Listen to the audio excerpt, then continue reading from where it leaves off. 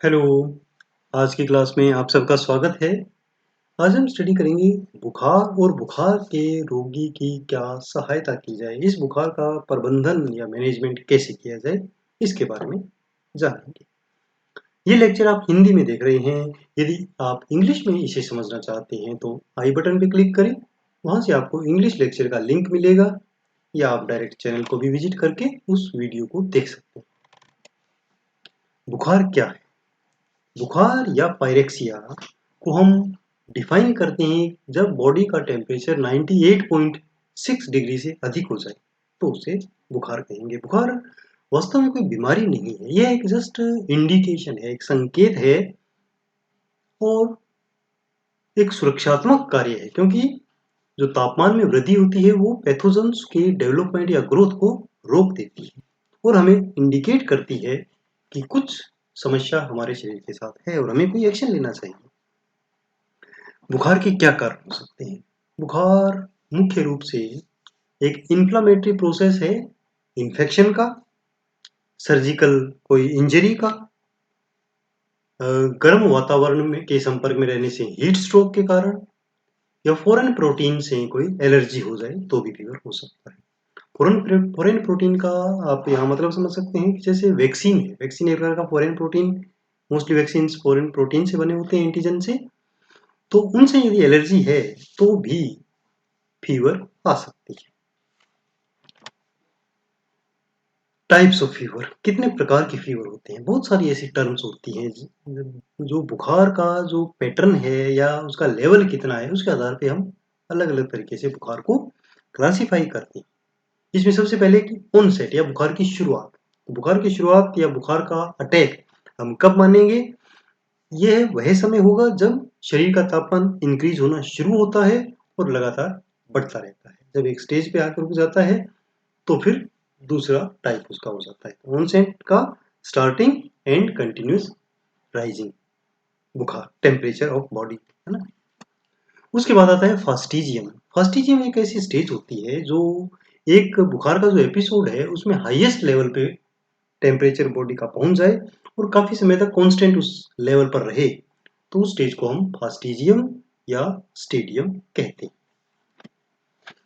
अब आता है डिक्लाइन। डिक्लाइन क्या है? बुखार का पतन या गिरना। तो बुखार का जो डिक्लाइन है वो लेवल है जब बॉडी टेम्परेचर गिरना शुरू होता है और सामान्य या नॉर्मल तक पहुंच जाता है, तो उस अवस्था को हम कहेंगे डिक्लाइन। अब आता है क्राइसिस। क्राइसिस भी एक बार से डिक्लाइन की तरह ही है, परंतु इसमें सडन डिक्रीज होता है, एकदम से बॉडी टेम्परेचर नॉर्मल आ जाता है। अब ये क्राइसिस भी दो प्रकार का हो सकता है, ट्रू क्राइसिस और फॉल्स क्राइसिस। ट्रू क्राइसिस में क्या होता है कि बॉडी टेम्परेचर एकदम से डाउन आया और इसी के साथ रोगी की जो जनरल कंडीशन है वो भी ओके हो जाती है, पेशेंट बहुत अच्छा फील करता है, तो ट्रू क्राइसिस है। बट यदि टेम्परेचर एकदम डाउन हो गया बट जनरल कंडीशन पेशेंट की बहुत खराब है, बहुत ज़्यादा वीकनेस है, सामान्य स्थिति में रोगी नहीं आया है, तो उसे हम कहेंगे फॉल्स क्राइसिस। उसके बाद है लाइसिस। लाइसिस में क्या होता है? बॉडी टेम्परेचर डिक्लाइन होता है बट 2-3 दिन में धीरे धीरे जिगजैग मैनर में थोड़ा ऊपर हुआ नीचे हुआ ऊपर हुआ नीचे हुआ फिर नॉर्मल आ गया, तो इसको हम लाइसिस कहते हैं। कांस्टेंट फीवर क्या होगा? कांस्टेंट फीवर का मतलब है जब शरीर का तापमान सुबह और शाम में जो डिफरेंस है वो 2 डिग्री से ज्यादा नहीं है, परंतु वो नॉर्मल भी नहीं आता है, तो इसे हम कांस्टेंट फीवर कहेंगे। इसी प्रकार रेमिटेंट फीवर क्या है कि जब सुबह शाम के बीच में बॉडी टेम्परेचर 2 डिग्री से अधिक इंक्रीज होता है बट फिर भी वो नॉर्मल नहीं आता है, तो हम उस अवस्था को हम कहते हैं रेमिटेंट फीवर। और इंटरमिटेंट फीवर क्या है? जब शरीर का सामान्य से जो उच्च तापमान और फिर वापस नियमित नॉर्मल की तरफ आ जाए, फिर से बढ़ जाए, फिर नॉर्मल आ जाए, तो उस अवस्था को हम इंटरमिटेंट फीवर कहेंगे। इनवर्स फीवर क्या है कि जब शरीर का तापमान सुबह ज्यादा हो और शाम को कम हो जाए, तो इसे हम इनवर्स फीवर कहेंगे। हेक्टिक फीवर, जब शरीर का जो तापमान है वो अपर लेवल और लोअर लेवल में बहुत ज्यादा डिफरेंस हो, ठीक है, एक बार 99 हुआ और उसी दिन एक बार 105 तक पहुंच गया, फिर वापस 95 तक आ गया, तो ये जो डिफरेंस ज़्यादा होगा तो उसे हम हेक्टिक फीवर कहेंगे। रिलैप्सिंग फीवर, जब शरीर का तापमान सामान्य नॉर्मल आ जाए, 2-3 दिनों के लिए सामान्य हो, फिर एकदम से बुखार आ जाए, तो उसे हम रिलैप्सिंग फीवर नाम देते हैं। अब है लो पायरेक्सिया। लो पायरेक्सिया क्या है कि जब शरीर का तापमान 100 डिग्री तक हो जाए, 100 से अधिक ना जाए, तो उस फीवर को हम लो पायरेक्सिया कहते हैं। मॉडरेट पायरेक्सिया, सेम 100 से एक नेक्स्ट लेवल हो गया एक प्रकार का बुखार का, कि 100 से 103 डिग्री का जो बुखार होगा उसे हम मॉडरेट पायरेक्सिया नाम दे सकते हैं। और हाई पायरेक्सिया क्या होगा, जब शरीर का तापमान 103 से 105 के बीच में हो तो वो हाई पायरेक्सिया कहलाएगा। उसके बाद आता है next level hyper pyrexia. Hyper pyrexia को हम कब डिफाइन करेंगे कि जब शरीर का तापमान 105 यानी 105 डिग्री फ़ारेनहाइट से अधिक हो जाए, तो उसे हम हाइपर पायरेक्सिया या हाइपरथर्मिया कहेंगे। हाइपोथर्मिया या हाइपोपायरेक्सिया क्या होगा, जब शरीर का तापमान 95 डिग्री फ़ारेनहाइट से कम हो जाए, तो उस कंडीशन को हम हाइपोथर्मिया कहते हैं। अब आता है मैनेजमेंट ऑफ फीवर, यानी अगर बुखार हो गई है तो उसको मैनेज कैसे करेंगे। तो बेसिकली चाहे रोगी अस्पताल में एडमिट है या कम्युनिटी में जब आप गए हैं वहां पर घर पर है, या आपके किसी परिवार का ही एक सदस्य है, परिवार में यदि हो गया, तो लगभग बेसिक मैनेजमेंट के जो तरीके हैं वो सेम होते हैं। क्या कि सबसे पहले तो बॉडी टेम्परेचर चेक किया जाए कि वो कितना है, उसको रिकॉर्ड किया जाए। यदि लो पायरेक्सिया है तो इसमें केवल कमरे का जो तापमान है वो एडजस्ट करने से ही बॉडी ठीक हो जाती है, बॉडी का टेम्परेचर ठीक हो जाता है। इसके लिए कमरे को वेंटिलेट करें अच्छी तरह, इलेक्ट्रिक फैन ऑन करके भी वेंटिलेट कर सकते हैं, रोगी को पीने के लिए ठंडा पानी दे सकते हैं, और थोड़ा और ज़्यादा टेम्परेचर है तो कोल्ड कंप्रेस लगा सकते हैं। कोल्ड कंप्रेस मतलब ठंडी पानी की पट्टी लगा सकते हैं और आइस पैक भी लगा सकते हैं। इसके अलावा हाइपोथर्मिक ब्लैंकेट्स आते हैं, हॉस्पिटल में यदि है तो आपको हाइपोथर्मिक ब्लैंकेट मिल सकता है, हाइपोथर्मिक मैट्रेस मिल सकते हैं, उनसे भी बॉडी टेम्परेचर कम किया जा सकता है। इनका उपयोग हम ज़्यादातर हाई पायरेक्सिया के लिए करते हैं। या अगर इनसे भी टेम्परेचर लो नहीं आ रहा है तो चिकित्सक के आदेशानुसार जो भी मेडिसिन उनकी चल रही है एंटीपायरेटिक स्पेशली, वो हम दे सकते हैं। और हाइड्रेशन इंक्रीज करने के लिए कहेंगे, यानी पर्याप्त मात्रा में रोगी को फ्लूइड्स लिक्विड्स पानी पीने के लिए दें, क्योंकि बुखार में पानी की कमी हो सकती है। इसके अलावा बुखार के जो अंतर्निहित कारण है कि बुखार के क्यों आया है बुखार, उसको आइडेंटिफाई करने के लिए रोगी को प्रेरित किया जाता है कि वो हॉस्पिटल में जाकर चिकित्सक को दिखा के अपनी जांच करवाए, ताकि प्रॉपर डायग्नोसिस पता लगा सके। क्योंकि बुखार अपने आप में, अभी मैंने बताया, कोई बीमारी नहीं है, किसी न किसी कारण से हुई है, तो वो कारण अपने को पता लगाना है।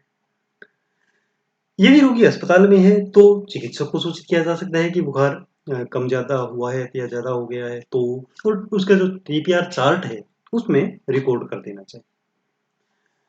पोषण का स्तर बनाए रखने के लिए डाइट दें, सॉफ्ट डाइट जो इजीली डाइजेस्ट हो सके वो उसको देंगे। पर्याप्त आराम और नींद को सुनिश्चित करने के लिए शांत वातावरण सुनिश्चित करना है रोगी के आसपास, रेस्ट करने के लिए कहें। और त्वचा में ब्रेकडाउन को रोकने के लिए रोगी की पोजीशन बार-बार चेंज करें, क्योंकि जब फीवर होता है तो स्किन ब्रेकडाउन बड़ी इजीली हो सकता है, और एक ही पोजीशन में यदि काफ़ी समय तक रहे कोई, तो स्किन ब्रेकडाउन हो सकता है, बेड सोर्स बन सकते हैं। तो पोजीशन बार-बार चेंज करने के लिए उसको कहें। रोगी को सूती वस्त्र पहनने के लिए कहें, यदि संभव हो तो, क्योंकि इससे क्या होगा कि जो पसीना है, स्वेट है, उसको वो अवशोषित करेगा और कंफर्ट को इंक्रीज करेगा।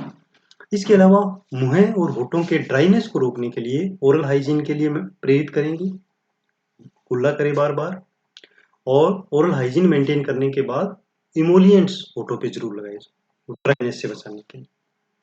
पेशेंट को साफ और तरोताज़ा रखने के लिए रोजाना उसे स्पंज बाथ दें, क्योंकि वैसे हो सकता है नहाने के लिए उसे एकदम से ठंडक लगने की संभावना हो, तो कम से कम शरीर को पोंछे साफ पानी से, कोल्ड जो स्पंज बाथ जिसको हम कहते हैं वो ज़रूर दें ताकि हाइजीन मेंटेन रहे। अगर मान लो बहुत तेज बुखार है रोगी को, तो कभी भी उसे अकेला नहीं छोड़ना चाहिए, क्योंकि तेज बुखार यदि है तो कभी भी राइगर शुरू हो सकता है और इवन कन्वर्जन्स आ सकते हैं, क्योंकि हाई फीवर यदि कंटिन्यूस रहता है तो ब्रेन पर असर डालता है। ब्रेन की इवन जो सेल्स हैं उनको नुकसान पहुंचा सकता है, उनको डिस्ट्रॉय कर सकता है। बहुत लीथल इफेक्ट होता है ब्रेन की सेल्स पर। यदि राइगर शुरू हो जाता है तो नॉर्मली जब भी राइगर होता है तो पेशेंट को ठंड भी लगती है साथ में। कुछ देर पहले बुखार था, अब कंपकंपी हुई है, एकदम ठंड लगी। उस समय रोगी को कंबल दें, उसको कवर करें और इवन हॉट वाटर बॉटल भी दे सकते हैं, क्योंकि बहुत ज़्यादा उस समय कंपकंपी और ठंड लगती है। फिर वेट करेंगे, कुछ समय बाद गर्म कुछ पानी पीने को भी दे सकते हैं उसको। और इस दौरान रोगी की सेफ्टी का ध्यान रखें, क्योंकि रोगी बिस्तर से गिर सकता है शिवरिंग के दौरान, उसको पता नहीं होता है आसपास क्या हो रहा है, तो सेफ्टी का ध्यान इसमें रखना है। जैसे ही कंपकंपी रुके उसके बाद फिर अगेन रोगी को फिर से गर्मी महसूस हो सकती है, बॉडी टेम्परेचर फिर अधिक हो सकता है। उस कंडीशन में फिर से उसे ब्लैंकेट दें, ब्लैंकेट को हटा देंगे और जो हमें गर्म करने के लिए जो उसको दिया था और एक पतला ब्लैंकेट हल्का उसको दे सकते हैं, या शीट भी दे, सिंपल शीट दे सकते हैं। और फिर से कोल्ड कंप्रेस की जरूरत पड़ सकती है, और स्पेशली फोरहेड पर तो एक पानी की पट्टी लगा देनी चाहिए ताकि कंजेशन यहाँ का खत्म हो, हेडेक खत्म।